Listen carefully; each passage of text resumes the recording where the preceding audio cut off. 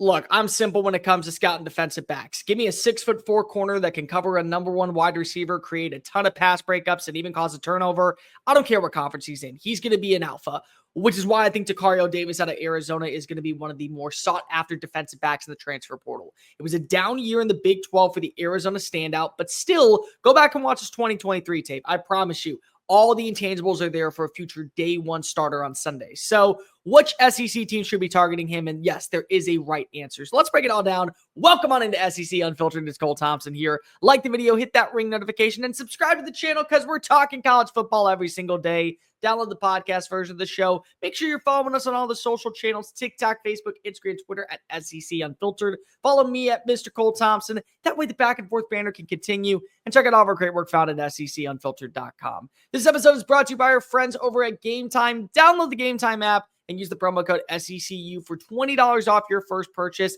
Guys, this isn't just for college football games. It's for college basketball. It's for the NBA. It's for the NFL. Say your favorite concert's coming to town. Say your favorite comedian is visiting. Go ahead and go use the GameTime app. Promo code SECU for $20 off your first purchase. Tacario Davis, I have no idea what happened with Arizona. I was very high on the Tucson Wildcats this year. Breakout season underneath Jedd Fisch in 2023, finishing with 10 wins. They finished as a top 10 team for me in college football. And everyone just took a step back. Noah Fifita took a step back. Jacob Manu took a step back. Tacario Davis took a step back. And they proceeded to finish 4-8 under brand new head coach Brent Brennan. But go look at his numbers in 2023. This was an all-American caliber corner, and he was an all Pac-12 corner. 15 pass breakups, 25 total tackles, an interception. He played great against some of the best wide receivers and some of the best quarterbacks in the country in 2023.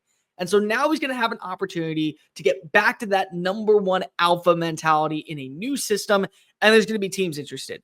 Washington, without a question, is going to be interested. Oregon, Jabbar Muhammad. Look at what he did this past year. They're going to be interested. I will be shocked if Miami is not interested. But there are some SEC teams that should be interested. And I'm starting off with the first one. And the one to me that makes the most sense, it's Texas.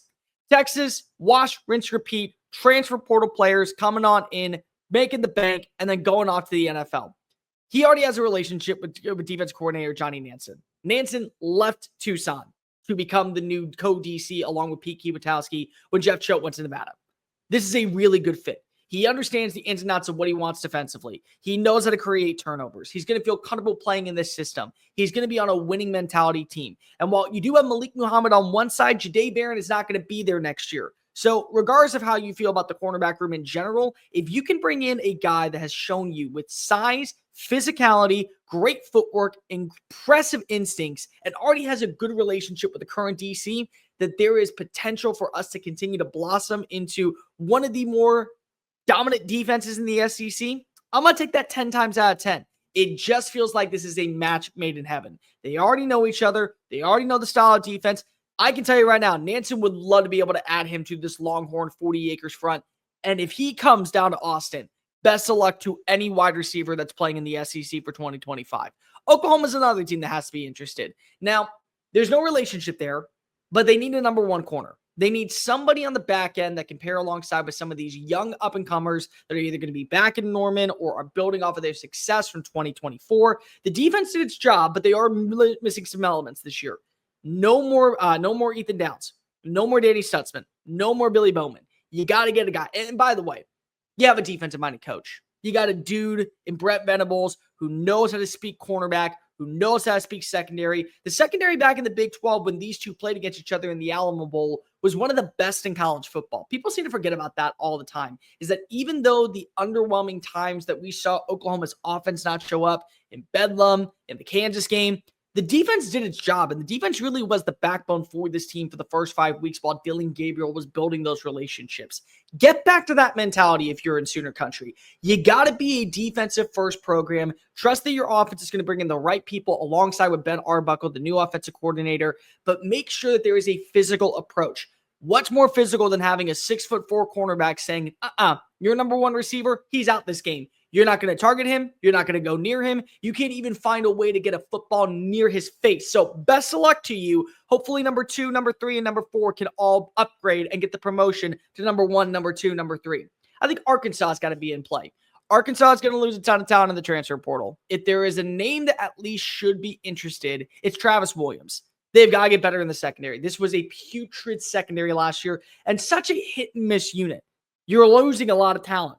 You're losing a ton of names. Superstars on the back end. Guys that were actually probably pretty decent for this Arkansas defense. They're not going to be entering the portal. I think if you're Tacario Davis, you want to go to a bigger program, one to where you're going to be playing for a championship caliber roster. But I do think that if you were to make a big stance out in Fayetteville, you could be a reason why, once again, we're talking about an Arkansas team that maybe overexceeds expectations, gets into that 7-win column, that 8-win column, that 9-win column. Arkansas's got to add in some right players. They just brought in the #1 offensive tackle recruit from Oregon. He's not going to be their blindside protector for Taylon Green in 2025. I would be remiss if we don't see at least one other name. One name that probably is flying under the radar, go to Fayetteville, become a part of this hog mentality, and be a big reason why Sam Pittman's at least able to save face in 2025. Texas A&M. I think they're going to need to get another cornerback in there. I love Will Lee. I think he has been phenomenal. I know they're going to have Des Riggs have a bigger role in 2025, but this is a defense headlined by Mike Elko. You don't say no to Mike Elko. He speaks defense. More importantly, the defense is trying to get back to that wrecking crew mentality that turned him into a Southwest Conference champion, that made him a threat in the Big 12 at times. That's why you brought in Elko. And so you got to get big body cornerbacks that are unafraid to tackle, are unafraid to make plays, going to cause a lot of 50-50 balls to be more so 90-10 in favor of the DB over the wide receiver. And that's what Tacario Davis does. He's somebody that is fluent in coverage. He can play in man. He can play in zone. He can be an opposite chess piece, opposite of Will Lee. There's a lot to like about him being in a defensive-minded system first. And I think that that's something that has to at least entice him. He'd be playing against his former defense coordinator, Johnny Nansen. Maybe they didn't see eye to eye. Who knows? Maybe you can ask, what's a better option for me? Playing with my DC or playing against my DC? And last but certainly not least, Georgia. I don't care if Georgia thinks that Arizona is a lackluster program because of what we saw in 2025. This is a dude. And I'm going to be completely honest. This has been the worst Georgia defense, at least in the secondary, that we have seen in a hot minute. They're missing that A.J. Harris, who's now at Penn State. They just watched Julian Humphrey, who I already know. He gave up a couple of big-time explosive plays. The Ryan Williams game, it's inexcusable. You got to find a replacement. You got to be able to bring somebody in that can be a one-year stopgap and continue to be a part of this growth. You're losing Malachi Starks in the offseason. KJ Bolden is going to take over that role. You need somebody who can be a boundary cornerback, make consistent plays, force some turnovers, and probably be an enforcer in the run game. Tacario Davis fits that bill. Everything that you hear about #1 alpha mentality fits for a guy like Davis. And if he goes to a place like Athens, in games against Ole Miss, he's going to shut down your #1. In games against Alabama, Ryan Williams is going to have a hard day. In games against Auburn, Cam Coleman's not going to get off the line of scrimmage. That could be a difference for you in hosting a playoff game, in winning another SEC title, and being on a path to go into the college football playoff. You sometimes see Kirby Smart go out of his way to bring in these guys that most people aren't talking about because of the to smaller schools or schools that aren't really at the national perspective. Arizona last year was one that was certainly gaining momentum. This year, kind of losing it a little bit. London Humphreys was a player that gained momentum at the right time when he joined forces after leaving Vanderbilt. Maybe that's this London Humphreys. Tacario Davis going from Tucson to Athens, becoming a boundary corner, shut down dude, and keeping the tradition alive of Georgia defense. It just barks. Let me know in the comment section down below. Where would you like to see Tacario Davis from Arizona play in the SEC for 2024? Will he even be in the SEC in 2024? Like, rate, review, subscribe. Make sure that you're following us on all the social channels, TikTok, Facebook, Instagram, Twitter, at SEC Unfiltered. Download the podcast version of the show and check out all of our great work found at SECUnfiltered.com. Until next time, folks, I am Cole Thompson. Just remember, transfer portal, it's college football's free agency. Bye.